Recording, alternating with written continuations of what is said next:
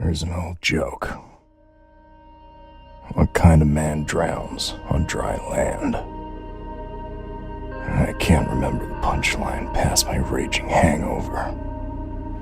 Hello, my name is Kuba. I'm a programmer and designer. The studio is called My Next Games. Basically, it's me and my friend Vitek who work on this game. Wake up. We don't have all day. That's where you're wrong. So, who's Hank?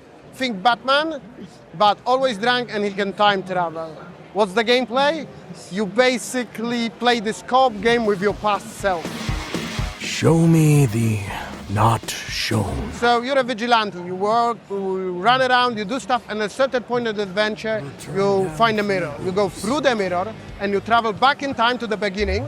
And that way there is two of you. The one that's going to be doing everything what you did up to the point you reach the mirror, and you coming back from the future and help yourself solve the puzzle. And you can do it multiple times, so 1, 2, 3, 4 times. So it's a very powerful ability, but there's a catch. You cannot meet yourself from the past. So it creates this cool dynamics. You have to help yourself, but you have to hide from yourself at the same time. And we've created this very unique stack that allows us to rewind basically everything. You can go as far as you want. There is no limit. The idea for the mechanics was Back to the Future. You know, there's a second movie when Marty McFly comes back to the dance under the sea where his parent meets for a second time. And now there's two of him running around the place. Wait, a paradox! You mean one of those things that can destroy the universe? Precisely! Marty, you have to stop those guys at all costs, but without being seen by your other self or your parents! We want to basically make a playable Batman the Animated Series episode. So we have a little bit of dialogue. You can talk with the villain. You can let him have his monologue or just interrupt him. Well, it explains why you're so full of shit. Even And of course, we have an action sequence. What would be a story about a superhero without an action sequence? And everything is wrapped together by this time manipulation mechanics. We've been doing this for actually 6 years to arrive at this place. So we went through dozens of prototypes, and the biggest challenge was to allow player to kind of understand this all, because it gets so complicated very fast. So the gameplay didn't change much from the beginning by the communication of what's happening, where we created this system of panels that show up on the screen, showing you different important events on a map. So you kind of understand, now the dog is coming this way. Now other me is pushing this lever, and to basically put it into context. really. The alcoholism thing is a big issue in Poland. Almost everyone in Poland got somehow touched by this. So this is kind of thing close to like our culture, I think. Turn down free booze. We also wanted to create a hero that is human, like not like a god, but like a man. For Hank, he is his own kryptonite. He can do everything if he wants to, but the problem is his life is falling apart. And like going into subconsciousness was like a perfect way to kind of explore those things. You don't know. When you're creating a game, you're basically taking in every experience you have, and you're trying to shape it into something that you're trying to do. So, for example, the dog sequence is inspired by Another World, yeah? The Max comic book from the 90s. The Barfly movie. You're looking at a new man, my boy. I got a full tank of fuel. So the aesthetics was very important for us, because Vitek is a comic book artist. And what we were trying to do is to reproduce his art style in engine. Our process of like thinking about the game and of concepting is through comic book panels.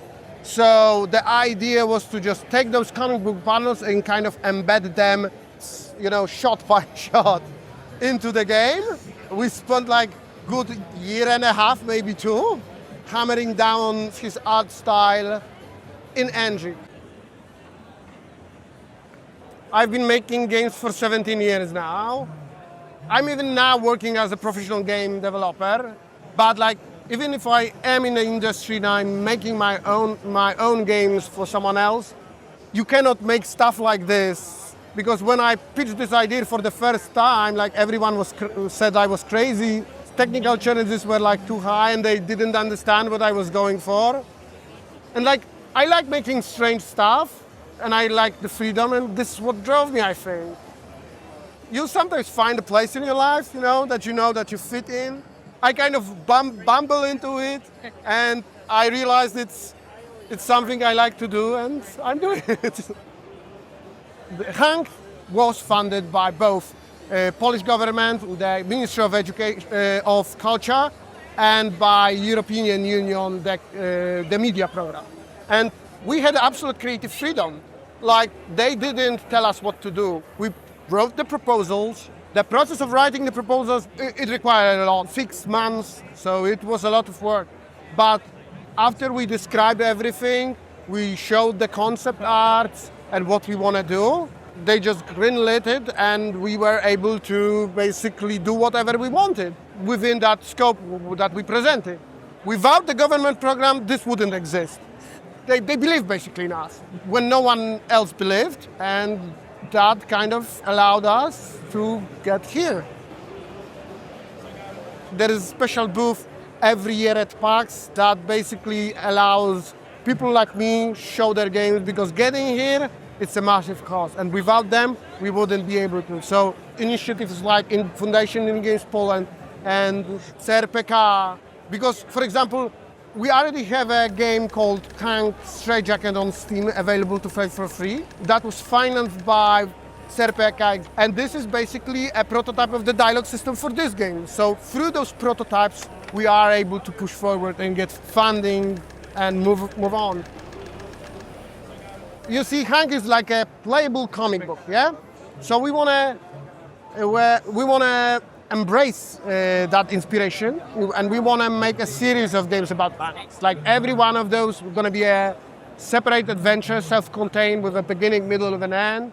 My goal is to kind of like, yeah, this is the core, what we have right now is the core, and then we build up with different mechanics and different experiences until we reach like a big game we want to make, like a huge experience. It's going to be called Hank the Great Unraveling, and it's going to be a great finale when Hank has to fight all the villains he met up to that point during one evening. This is like a long-term plan for us, but like for now, this game, the next one, and slowly build up the backstory. You can find Hank Drowning on Dry Land on Steam. We are into this kind of strange and experimental stuff. So we very often release those games for free on Newgrounds, on HIO. So yeah, follow us, find My Next Games on those platforms, and find My Next Games on the platform you like and follow us there. Could you stop it with this shit already? Time for climax.